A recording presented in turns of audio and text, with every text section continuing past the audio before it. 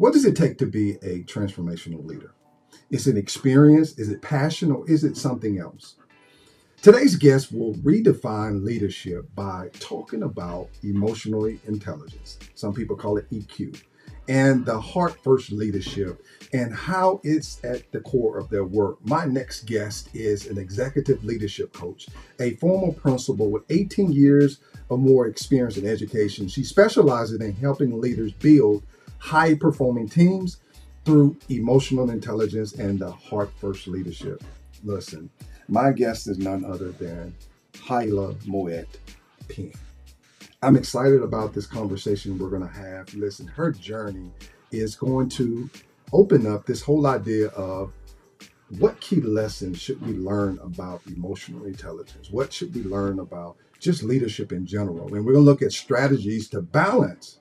Yes, I say balance this idea of leadership and your well-being. And also, we're going to hear just suggestions, advice for those aspiring leaders that are going to step into their leadership role. Now, if this episode provides value for you, this is what I'm asking you to do. Okay, very simple. All right, doesn't cost you nothing. I ask you to subscribe to this channel. This is Transforming Lives podcast page, and I would appreciate it. All right, guys, look, let's get ready for the show. It's time to go. Let's roll. Transforming lives. Inspiring stories from educators worldwide. Impact happening worldwide.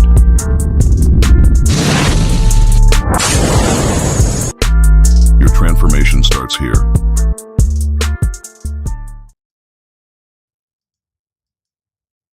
All right, guys, listen, I want to start off right now.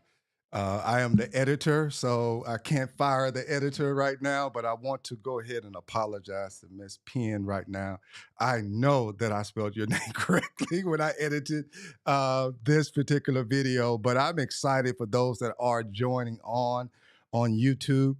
And I'm looking forward to a impactful conversation. uh, when you're on social media, it's a social platform. And I was able to connect with Miss Penn through on Instagram. And, the thing about it is when you talk about 50 educators from 50 states, it's all about meeting individuals that are having an impact on education. And that's what I did. And we have a conversation. And listen, I wish I would have recorded our pre-call because it was the bomb. So we got to recreate that magic in this one. So I'm going to bring on the stage, guys, my next guest, Miss Hyla Monet Penn. I'd like to welcome her to the stage. All right, Miss. All right, there we go. We got you now. We're rocking and rolling. So I got my apologies out the way. Welcome. Thank you for having me. And no worries. Listen, growing up with that name, Hyla, when I tell you the number of different ways my name has been spelled, it has been pronounced. For the longest, I didn't even like my name because I'm like, can I just have a normal name? My sister's name is Holly. So everybody got that right. Everybody got that right the first time, Yeah, no yeah, issues. yeah. But how that could be a whole different subject. So no worries there. Totally understand. I'm glad to be here and I appreciate you having me on. Yeah, that is awesome. So one of the things of being a math guy, and I got to stop making this excuse. One of the dreadful moments for me as an educator was that first day of school and having to pronounce everybody's name, and you get those eyes like, "That's not my name. What did you just Yep. say?" So I try to prevent that moment in podcasting by just practicing, like say the name right. So cool. Yep, cool. Well, uh, Georgia.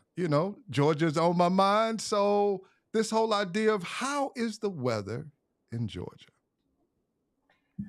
Well, today at this very hour of the evening, it is pretty moderate and mild. It Mm-hmm. was high 60s, low 70s today, which is wild because just last week we were in the 20s. But that's Georgia for you. Right. And that's the thing about this weather. Like it's like, and of course in Mississippi, it's pretty much that same region, that southeastern region. Like the weather is just, it is, you know, doing its own thing. Don't Yep. care what nobody thinks at all. Nope. We just got to go with the flow. Right. I agree. Absolutely. So let's go ahead and jump into to this conversation. When I think about education, when I started this podcast, it was, you know, just getting on, just doing the podcast, like just talking to somebody. I had no idea, just and then for some reason, I started to think, hey, maybe what if I talk to educators? I'm an educator. What if I talk to educators and had conversations? And then it got, I defined it a little better. What if I talk to educators from each state? So having you Mm-hmm. on to represent Georgia is definitely I appreciate you coming on. So I want to kind of find out about your leadership journey, right? So tell us, because everybody, it's not like, the cafeteria line where everybody's signing up for leadership. So can you kind of walk us through, your leadership journey and what inspired you to pursue this path? Great question. So, to be honest with you, I did not set out to be an educator. That was an 11th hour pivot decision in undergrad. And ever since I was like in upper elementary, middle school, my uncle always said, "You're going to be a teacher. You're going to be a teacher." My mom is a teacher. And I'm like, no, that's not me. I'm about to be an attorney. I want to be a sports agent and represent athletes straight out of college. Like, Right. give me my suit, give me my briefcase, my blazer. That was going to be me. Yeah. And going through undergrad, I had a service based scholarship. And so you had to do a certain number of hours every semester. And so a lot of my community service was done at an elementary school not far from Spelman's campus.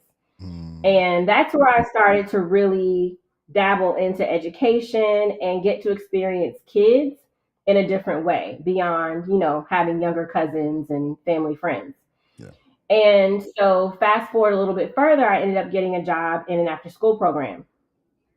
Love that. And I love the fact that once I got to work every afternoon, regardless of the stress that I experienced, it was just me and my group of kids. We were learning, having fun. And so I started to think, like, okay, maybe this teaching thing is for me. Right. Yeah. I also at a point, this was during senior year, where I'm having to make law school decisions. I had studied and taken the LSAT, all the things, literally the 11th hour. Just so happened, I had a cousin, a little older than me, who went to law school, finished, passed the bar, never practiced law a day in her life because she became a middle school social studies teacher. Wow. It just then, around the same time I'm trying to figure out life, her sister got married. Yeah. And so we're at the reception, and my dad is like, listen, you need to talk to your little cousin, help her figure her life out because she's not doing what you did. And so essentially, my cousin Deanna sat me down and she was like, listen, law school will always be there. If you feel like education is your destiny, try it out. You can defer law school, see if you like teaching, whether that's subbing or getting a full time gig. And if you like it, great, pursue it. If not, go to law school. And literally by October of that first year, I was looking for grad school programs, and I had come to the understanding that education was for me, and I didn't turn back. And I don't regret it because I've had a great experience. Now, once I got into teaching, I quickly realized, oh, I'm shooting for the big seat. Yeah. So Yeah. I knew after I got situated and I got the lay of the land, I'm like, okay, I know I want to eventually get into leadership. Hmm. And so it was just a matter of really throwing myself into the career, learning all that I can. I had a great group of great level team members. We all came into education together. We're still really good friends to this day. And we just figured it out as we were going. Fast forward now, we got PhDs, we're principals, former principals, gifted coordinators, all the things, having grown up in education. But I quickly realized that that leadership in education was also a part of my educator journey. And I got to see from a teacher seat kind of the lay of the land with administration. And so what I saw was you have a couple different approaches to leadership. You have either the rule with an iron fist approach, Hmm. Yeah. where you might you might get good results, but you're not approachable. People are scared of you. They don't want to see you coming. They want their door closed. They don't feel comfortable asking for help Yeah. or basically talking about the stuff that isn't going well. Right. So you're kind of stuck in this toxicity that Mm, you feel like you don't have a way out of unless you leave the school, right? Or what I also saw was leadership where everyone loved you, but there wasn't accountability, things weren't getting done. And so I thought to myself, okay, I've seen these different examples of leadership. yeah. Neither one is how I want to lead. I feel like you can do both. You can be the approachable leader, you can be the leader that folks can actually talk to, feel supported by, but know that you mean business. And they know the expectations are high and that you expect them to get it done. And so very, pretty young, I got the opportunity to transition into an assistant principal role. And that's where I got a lot of on the job training and development, in addition to, a program Yeah. that really kind of helped me pull it all together and cultivate a school environment where we worked hard, but we loved hard, Yeah.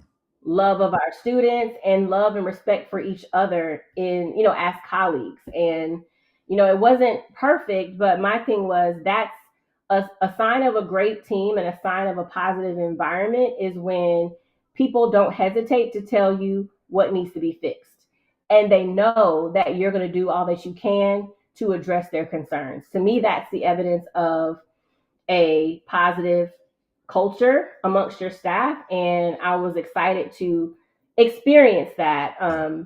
within my journey as a school principal. Right. Good. I like the example you gave when you talked about the differences in leadership, because sometimes you can rule with that iron fist, and some things get done, but you never know. You never receive feedback. And feedback Yep. is a key component. Oh my goodness. I guess I'm getting older. I don't know. But feedback is important because you understand how to navigate it instead of getting to the end and finding out, oh, or getting to that destination. You find out, oh, if I would have heard this, it would have allowed Yep. me to make that navigation earlier instead of taking Yep. the long road. It's, long road is not fun. Absolutely. Mm-mm. Yeah.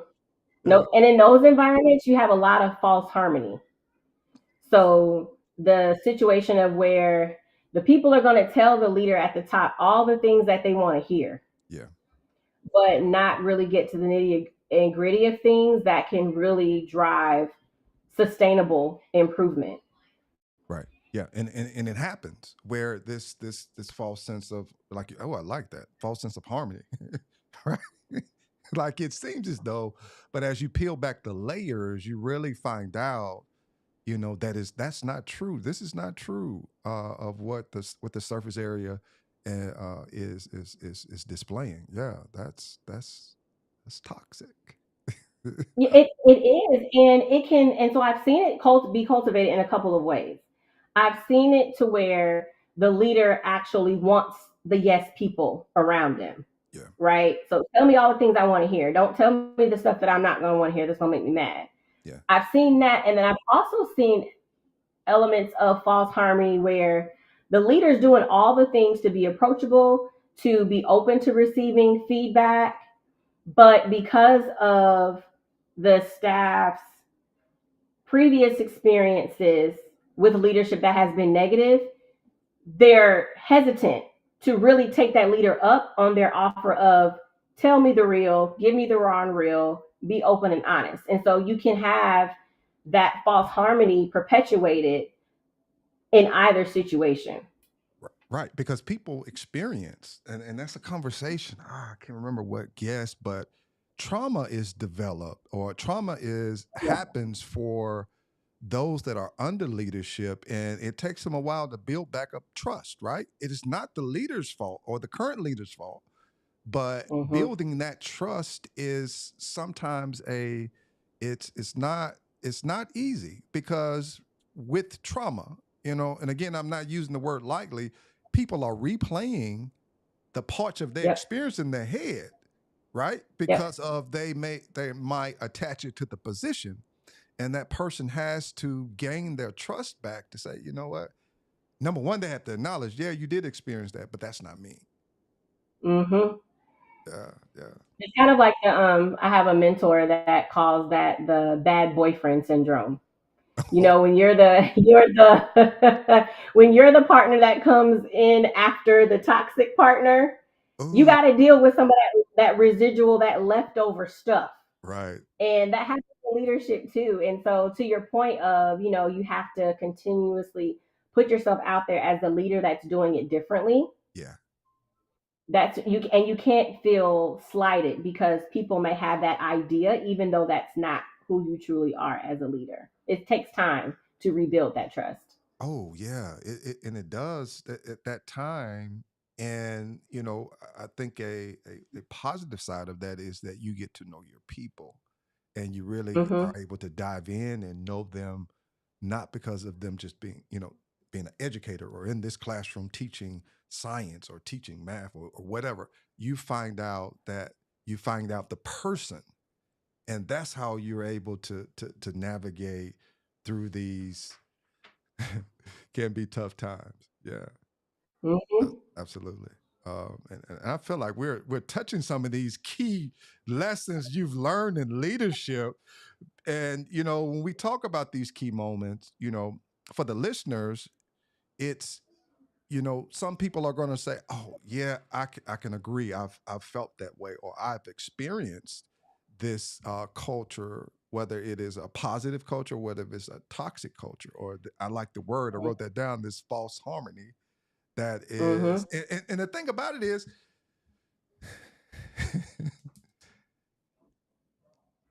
although the educator is the person that is the one that's going to get the degree,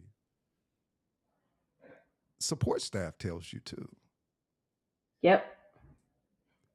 without Yep. you realizing it, but just having conversations. I've learned a lot from the janitors. Mm-hmm. I've learned a lot about the culture of the school by just listening Yep. to not listening to junk. Let me clarify that. But just you find Mm-hmm. out what's going on um, within the school district from that support staff. Absolutely. There's lots of evidence and data into the culture of a school or any organization. You just have to sit back and observe because you can learn a lot from just sitting and watching and observing. And to your point, that's why I I called it my leaderful committee. That was my committee of staff. And I had a couple of parents that sat on the committee. And anytime we met on a monthly basis, and together we would look at academic data, we would look at culture data, survey and feedback data, to think through, okay, what is our data telling us? Hmm. What are proposed solutions that could solve some of these challenges that we've identified? And then together we would go back to the school community to present our findings. So it wasn't me sitting back in my office looking at all the data and figuring out a plan to myself or me and my team. It was people throughout the school community, from instructional roles to non-instructional roles to Right. parents. And even I would meet with the student leaders. So like we had an SGA, Yeah. and I would meet with them a couple times throughout the year to get their feedback. But I had to realize that I don't have all the answers. So when you think about like what are some key lessons that you've learned, I don't have all the answers. I don't know everything. And in order for me to be an effective leader, I have to first effectively lead myself. And in order for me to lead myself, I have to be self aware Yes. of my strengths, my weaknesses, my blind spots, my bias. Like, I have to be open and honest and put all my stuff out on the table and sift through that in order for me to lead as effectively as possible. And so, some of the primary pitfalls that I see leaders stumble into is when they talk about making improvements in their school, whether it's I want to make academic improvement, or we need to work on our culture, or we need to improve our systems, they often want to look externally. They want to look at everybody else. So they'll say, hey, Hyla, I want you to work with my team, or I want you to work with this person. But I'm also like, okay, I can and will, but we also need to talk. Ooh, And ooh. so that's probably like the biggest lesson that I tell leaders, whether they've been experienced or they're new leaders or aspiring leaders. You have to first effectively lead yourself. And that requires you to be aware of the ins and outs of you and how you show up in leadership. Um, and in my studies, because I'm almost finished with my doctorate Good deal. in educational leadership. Really excited about that. But my primary focus in my studies has been adaptive leadership. Mm, And so having to do a deep dive in how leader personality impacts their organizational culture and realizing that right, wrong, or indifferent, our personality shows up in our leadership. No matter how hard you try to put that mask on, you're going to show up in your leadership. So it's best to grapple with that on the front end yeah, yeah, yeah. and get you some good systems in place, or you're going to have to deal with the fallout later. Oh yeah, yeah. And I was having a conversation with an individual today during lunch along these same lines, um, where we look at making the change externally, like it sounds good. Like you got this plan down, it's on paper, and it's like we're gonna put it on the wall, and it's like look at it. But the first person you have to, and I use the word transform, is yourself. Absolutely. Like you can you have to transform yourself and have that skill set of being able to adapt to these different scenarios, because just as it was in the classroom, it's the same way with adults. Everybody got a personality. Now I said everybody got a personality, and they still got to go in there and educate kids, and you got to find a way to be the leader, lead, Mm-hmm.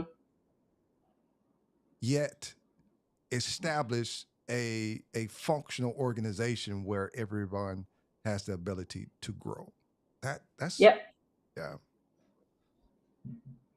That, And that's very much so aligned to like my balanced leadership framework that I use when coaching leaders. It's really giving them a toolbox of strategies around how they can leverage that technical leadership mm-hmm, alongside their adaptive leadership and realize that you will probably have to lean in a bit harder into your adaptive leadership development because that's going to make or break your leadership effectiveness. And there's in like the past 2 decades there's been a lot more research and data to justify the importance and the relevance of emotional intelligence and adaptive leadership.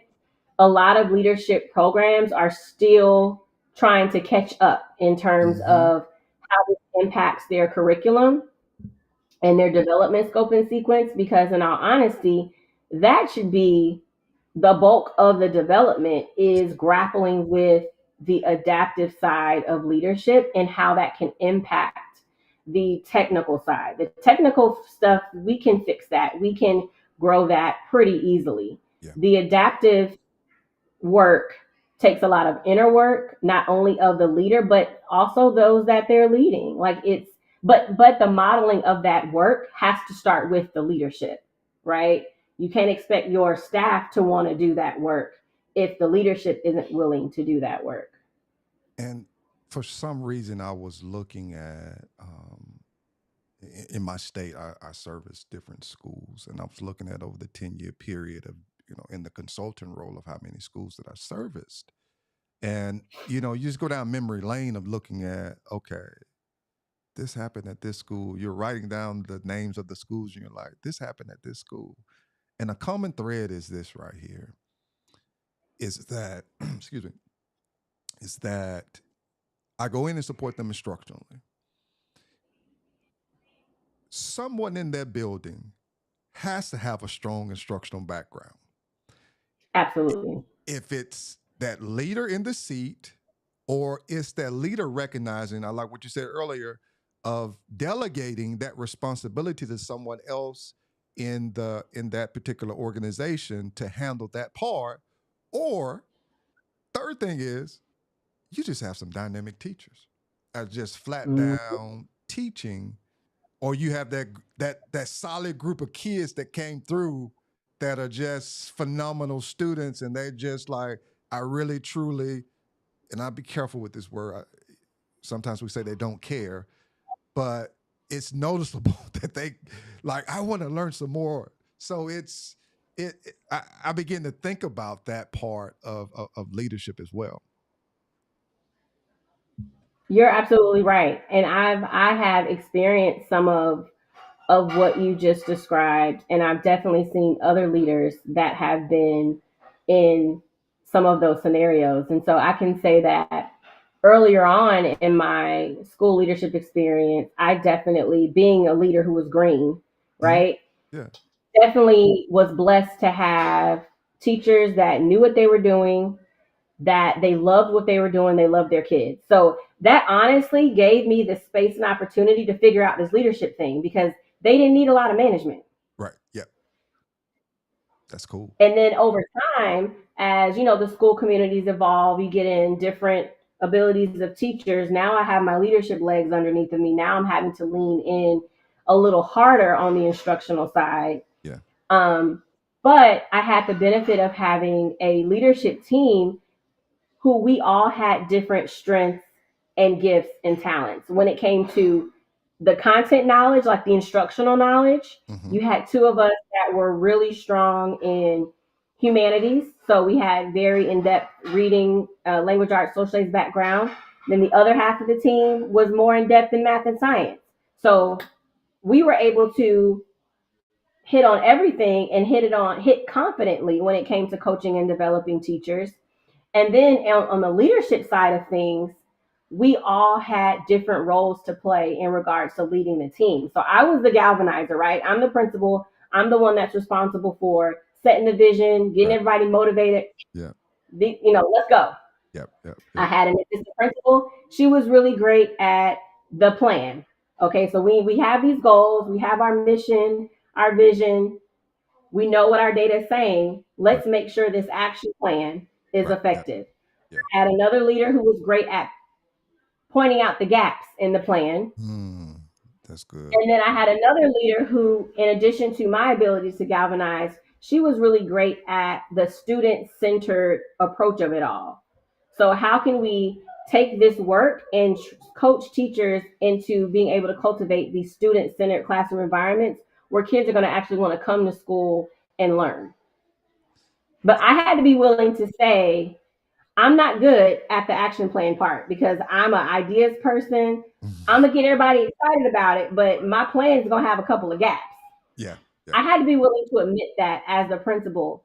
And sometimes you have leaders that aren't willing to really admit their areas of weakness, and so things fall through the cracks. Right. No, that's good because it puts me in the mind of a sports team. Again, I've used Bill Belichick 2 times in a row. I am not a Patriots fan. I am pure Great. Steelers. I'm Steelers, but I must give the guy respect in the sense of when you know this is not my lane, and you have someone Mm-hmm. else that is able to navigate that lane in an extraordinary way. You delegate, but also I'm finding out even when you delegate, there has to be a degree of trust that's there as Yep. well. Because, you know, our perspective sometimes is, why is this person driving this lane right here? Why can't I drive it? Well, that's not your strength. You're not, Yep. maybe later, and it's those tough conversations of saying, this is just not your time. This is what you do well. No, I do this. Yep. No, no, this is what you do well. Uh, and recognize, and I love what you said about this whole idea of plan of action. There's just some people that are wired that way. Like, Mm-hmm. I'm like, where did you come from? Like, like, where did you come from? Like, I could get everybody going, let's go. But you want it Yep. And I've learned to respect that because that adds value. Because once you start getting out there navigating, and you're like, what's happening here? Well, we missed this Mm-hmm. turn here at this particular place, and this is why we're here. And it's important to allow that person to shine in their strength. Yeah. Yep, absolutely. And you have, when you think about like a leadership team, you have staff members that are motivated by both approaches. Yeah. And so again, making sure that you can support both ends of the spectrum, going back to the idea of balanced leadership, Yeah. you're going to be able to touch everyone and make sure that, pretty much everyone feels supported, they Yeah. feel heard, and they Right. feel valued, because you're with kids in a classroom, you have to differentiate, and essentially it takes work and self-reflection to differentiate your leadership, but that's what's needed. And too often you have leaders that aren't willing to put in the work to make sure that that's happening effectively. Ooh, that's a whole that is a whole that's a whole podcast. Oh my goodness. Oh, So you may oh, have to have me back. oh no. And we're working through that. That's going to look. That I am writing that down on my notebook, my paper. So just like we talk about lesson plans. I got my lesson plan right here. Look, I'm using that skill set and I'm noting that because when we have those, when we look at our strengths, right, and we want to showcase them in such a way that show the best of us. But I think it goes back to the whole part of self-reflection, going back to, I know plan of action is not my cup of tea. It's just not. Mm-hmm. Mm-hmm. But I'm learning that even if that's pushed off to someone, I still need to listen to them so that they feel valued, Yep. because being there or being present sometimes is not, it's not the antidote for it. Carrying out the plan of action is their language. Like, Yep. that's the language they want to see. That's the fruit of their labor. So, yeah, you got me all fired up. I'm gonna pause and let you take that, but I got that noted. We're gonna revisit that. That's yeah. Go ahead. Yeah, absolutely. I mean, it's a matter of when you're talking about delegating, you can't just tell a team member or a staff member, here, go do that, right? So going back to the responsibility of the leader, you still have to have that technical knowledge. So even though I was not the leader to create, draft out all the details of the action plan, oftentimes I'm talking through my ideas, she's sitting there putting it together as I'm talking, right? I still need to know what needs to go into this plan of action. I still Yeah, need to know how to take these goals yeah, yeah, and break them down into tangible steps and make sure that it's clear how everyone's role in the organization is going to drive the organization to these goals. Like, I still have to have all that knowledge. yeah, But when it comes to actually sitting down and putting this plan together, that's not me. yeah, And I have to be willing to say that. And also, as you're delegating responsibilities, being there to be supportive, to give feedback, to coach and support. Maybe you're helping them access resources to get the job done. Like, you still have to be an active partner in the process. You can't just delegate and then move on to the next thing. There's an element of collaboration and support that can often be another pitfall in leadership when they're trying to delegate. But essentially, you can delegate in a way to where I worked with a leader who genuinely trusted the work of their team, mhm, but the ways in which they approach delegation, it made their team feel, oh, she's just giving me all the stuff that she doesn't have time to do. Because there was an ineffective approach to time management, there was an ineffective approach to communication. It just felt haphazard. So I had to, let's take a pause here, let's dial it back, and let's really think about your approach to delegating and why this is your team's feedback. So that's where the adaptive skills come into place. Yeah, you're delegating, which is a technical skill, but how you carry out that process taps into the adaptive side right, yeah. of that leadership strategy. Oh no, that's good, because just passing it off to someone is not delegation. The Mm-mm. accountability piece. So it's layers.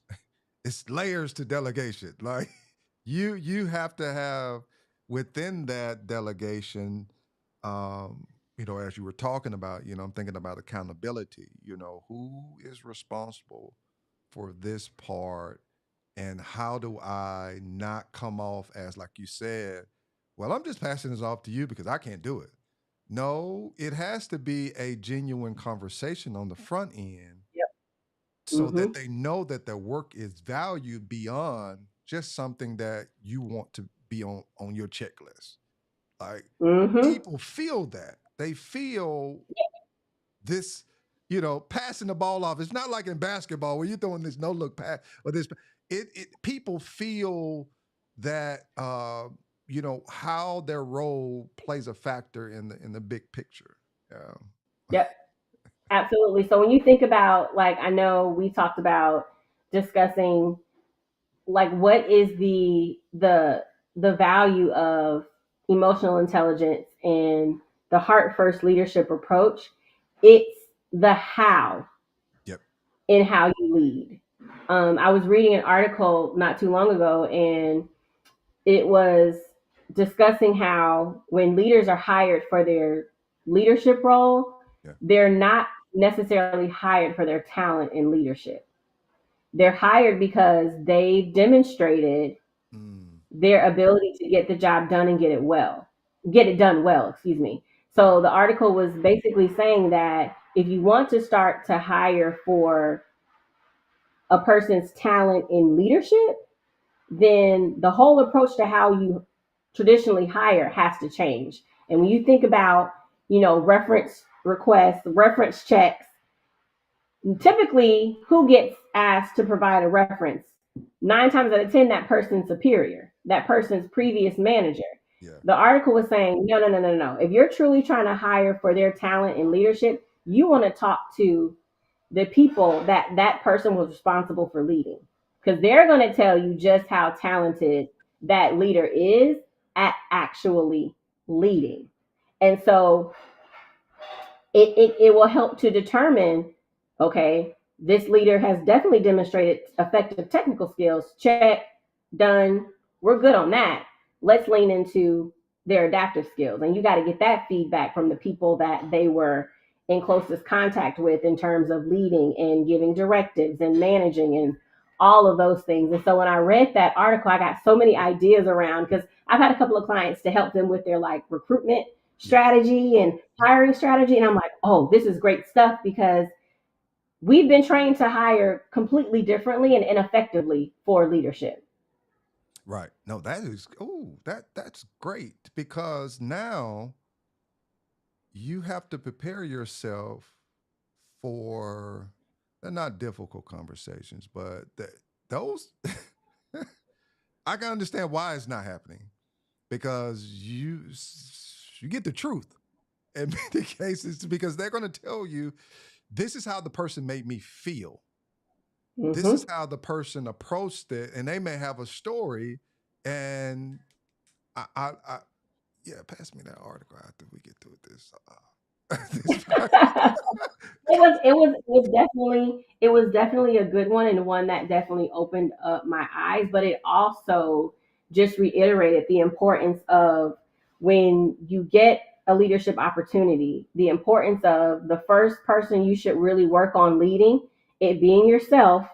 And in that work, you have to really make sure that your level of emotional intelligence is substantial to carry the burden Right. of the leadership role. Because emotional intelligence isn't necessarily just how you navigate your own emotions, it's how you mitigate the emotions of others. And that's the thing. The first time that I heard about emotional intelligence, I'm on social media, we're on YouTube, all that good stuff, was Mm-hmm. a gentleman named Dr. Darius Daniels, the book that he produced. That's the first Yes. time I heard, and I was, and I'm looking at it and I'm reading it, and I'm like, okay, I'm 40 something years old. So where has this information been? So I've gone through, you know, got my leadership degree. I've gone through coaching and all this other, and I'm like, Okay, pause a moment. I need to talk to some people because we never talked about emotional intelligence. And I was Yep, fumbling with the whole idea of emotional intelligence. But if you get that wrong, people really don't care about the technical stuff. They don't care about it. nope, If you can't relate to if your relational intelligence is low, people let you know quickly. I mean, quickly. absolutely, Yeah. And if absolutely, whether you it's directly or indirectly. oh yeah, And I love Pastor Daniels and a lot of his work in leadership because he takes it from so many different perspectives that are just, it just opens my mind up to different perspectives in a number of ways. And I really, really get a lot from his leadership. But when you were asking about like my journey, and I talked about the principal experience, but what really motivated me to start consulting was my experience going through a principal fellowship. I mm, won't name the program I was a part of, and I got a lot from that program in terms of systems, yeah, in terms of growing my technical skills, but there was no development around adaptive work in leadership. And so what ended up happening, my educator core values center on relationships, um, approachability, mm-hmm, and trust. yeah, And so those core values really drive how I approach leadership, how I support and coach those that I'm responsible for leading. And so in this fellowship, when we have to do like some live modeling or teach backs, I was bringing Hyla to the table, right? So when I'm having to model how I give critical feedback, I always start my check-ins off with these three certain questions, right? mm-hmm, 0 to cloud 9, how are you feeling? Zero being I'm on the hot mess express, everything is falling down around me. And 9 being I'm on cloud 9, I'm yeah, cruising, yeah, right? So I always ask them to give me a number because that gives me an idea of where's your head at, yeah, how are you feeling? And you could go into detail, you may not want to go into detail. And then I ask them to identify what's one bright spot you've had in your leadership since the last time we met, and what's one challenge area. And so by the person I'm meeting with giving me those three responses lets me know if the plan I have in place for us to talk through for our one-on-one is going to be effective, or if I need to pivot yeah, and address some of these concerns that they've shared. So live modeling, I'm doing all these things. I'm bringing myself and my leadership to the table. Let me know if this is effective. And I promise you, every single time I finished live modeling, the person who was like in the role play with me was like, "Oh my gosh, I felt so seen and heard. How did you do that? I just opened up to you." yeah, And in my head, I'm like, I just asked you how you were doing. yeah, I need to know if your mind is in the right space for me to really coach you right now and to give you this critical feedback. But I so consistently got that feedback to where I'm like, time out. You have this whole national organization who's responsible for coaching and developing hundreds of urban educators, because it was about 250 of us in the cohort, right? mm-hmm, But we're missing such a critical piece in ensuring that we have laid the foundation for people to be coached. Like the whole premise of the program was to make sure that as leaders, we are effective instructional coaches. But if we're not doing the work of laying that groundwork and that foundation where people are going to show up to actually be coached and be open and responsive to the feedback, what are we doing? And so that's when I got the idea of, okay, I have something to offer yeah, that would not only just benefit me and my team, but other people. And so that was back in 2018. And it took me a couple of years to really get myself together on how to, put these in place to start my business. But that's what really planted the seed of you're leading in a way that's different, even though I felt like this is just what everybody's doing. But that was my window into no, it's not. right. Yeah. This is good because you really can't get into adaptive leadership without it. Yep. Because what what are you using as a metrics to make those you don't know you're you is so technical that it's like, did it say do this? Well, I'm going to turn this way. The instruction said to put it, but that's not real. Mm-mm. Because Mm-mm. people, educators are dealing with different components, whether that's emotionally, whether that's physically, whether that they have these different components of their lives that they're trying to navigate, and they're Yep. expected to navigate it at a high level, and to function at a high level is not what people think it is. Like, okay, Nope. how are you able to navigate at this level, and you have to arrange your life. Speak from a consultant's role, like you're expected to be the expert in the room, and it's almost Yep. unhuman like because you're supposed to have all the answers. No, let me But correct. you Yeah, you don't. You have to correct them to say, "Hey, we're gonna work through this together," and let them know that you're human. You want to do your due diligence. Now, I'm not saying you just do. go. Nah, I'm not saying that, but I'm saying that there are things you don't know. You should have the responsibility on your shoulders to carry that, and you don't have. It's like you're telling me I'm this, but I need you to do what I asked you to do last week. So, yeah, Yep. yeah, And so, a myth that I often come across when I'm meeting new leaders and I'm introducing my balanced leadership framework, yeah, one of the myths that I'm often told is that, I don't have time to get bogged down with people's feelings and emotions. I just want to get to the work.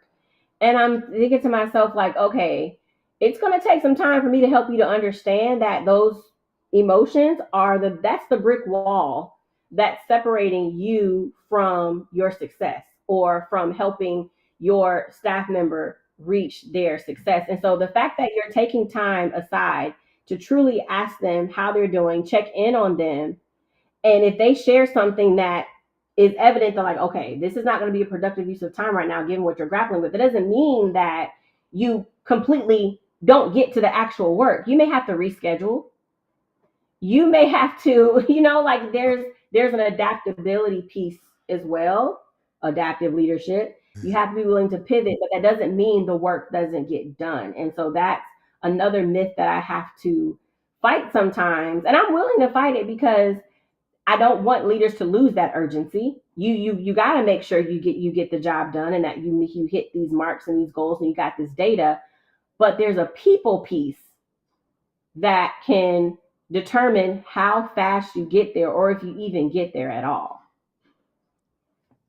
It, so when we talk to children or students in the class, they have this, and it took me years to get this because I started out just pure math, and I was like, I thought Mm-hmm. I was just going to go into the classroom and teach math, sit in a row, you don't say one word, and it worked for maybe 3 days, and then the real students showed up, and it's like, okay, I need y'all to sit down and be quiet, and it's like they're not doing what I'm asking them to do.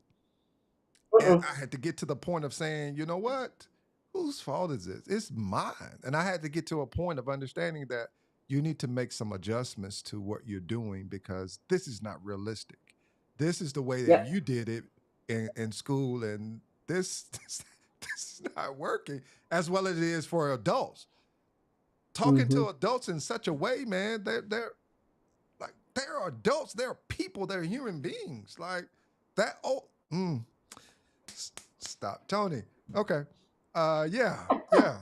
Um, uh, that approach has to be changed. Let me sound a little better.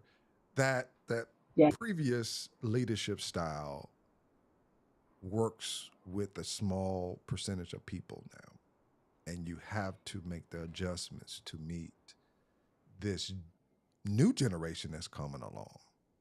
Yep. And they're going to say something back to you, and Yep. yeah, yeah, yeah, yeah, yeah, It's so funny you brought that up. I just read an article the other night about leading a multi-generational organization.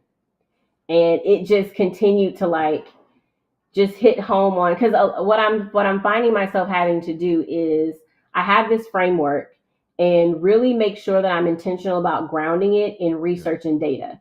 So yeah. when I meet leaders that are a bit skeptical of really doing this work, I have this data and this research and this articles to say, here's why you need to consider approaching your leadership from this way. And so what I read the other night, speaking about, having an organization where you may have some boomers, you may have some Gen Xers, you have millennials, you have Gen Zers, and then you got these Gen Alphas coming up, into the workforce quickly. They all have different needs. And what gets them motivated and inspired is different, which then substantiates why you need a balanced approach. Because some generations lean more on the technical side. That's really the older generations. Right. Yeah. And then the younger generations, they're looking for adaptability. They're looking for flexibility. They want to be supported. They want to be heard because they have all the opinions. And so you need to be able to ebb and flow across the spectrum. Ooh, we are. I am noted it on the podcast that we're going to have a part two to this because this is relevant and it's rich because you have to speak to their intellect and their emotion. Mm-hmm. Yep. And it's not to do away with the older generation because they push through a lot. Mm-hmm. But you can't just tell me to do this, and I like what you're talking about having the research and the support to to to say that this is the approach we should take. With having that intelligent conversation around moving forward, and this is the best way, and here is why this is the best way, instead of just move when I tell you to move, because Exactly. that is not um, that's not working. Yep. I have no other way to say it. It's just not. It's not. Yeah. It's not. The difference is I often equate it to, I jokingly equate it to gentle parenting.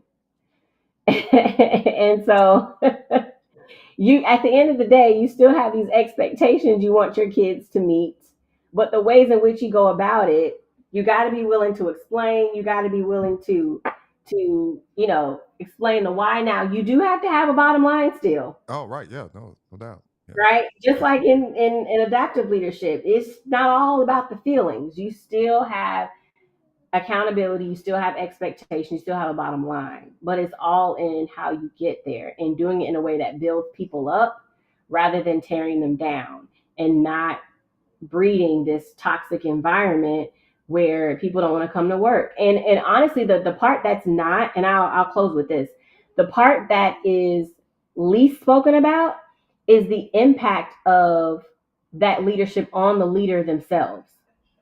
So, like, whether you are considered to be more of a transformational leader or a servant leader or an authentic leader, there is a direct correlation between leader burnout and the transformational visionary leadership that says that if you lead in that way without the managerial aspects, you're going to burn out. And the same thing happens on the flip side. If you only take that managerial, dictator, authoritative approach, you're going to quickly burn out Yeah. without being able to have elements of transformation and vision and adaptability. And so when I read that article, I was really inspired because so often in a lot of research and leadership books, they talk about leadership from the standpoint of the leader to the follower Yeah. Yeah. and not the impact of various leadership on the leader themselves. And so I charge people with the idea of whether you're in leadership now or you're looking to be in leadership in the near future, if you start doing that self leadership work, Yeah. you're going to be so far ahead of the curve when you actually get into that leadership position, because that's where a bulk of the work in leadership comes from, is that self piece. No, this is good. So, yeah, we got a couple of minutes after I hear your son that we need to kind of navigate this part too because and I hear my sons. I don't know if they came upstairs or not, but it's like they're like, okay. All right. I'm Uh, sitting on the edge of my desk. I'm like, don't take another step forward. trust. Oh, I understand. I promise you, I understand. So I'm gonna step. I'm gonna let you get full screen and what we call our 2 minute warning. We have our give 2 minute warning. You have the floor, and as of course as always, after that time, we'll look we'll look for a brief Yes. conversation afterwards. I understand. It's okay. It is okay. You have the floor. All right. So I definitely appreciate this conversation. And my charge to all of the leaders out there is to not be hesitant to embrace the inner work that is needed to be effective in leadership. By all means, you get started on that work, your leadership trajectory is going to take off because a large part of the leadership work comes from the work within ourselves. All right. How you doing, young man? I'm gonna jump on. So thank you so much. Again, guys, this was a enjoyable conversation around important pieces of leadership. So when we think of leadership, many times well, in the past it was based on just the title, but it's much more than the title.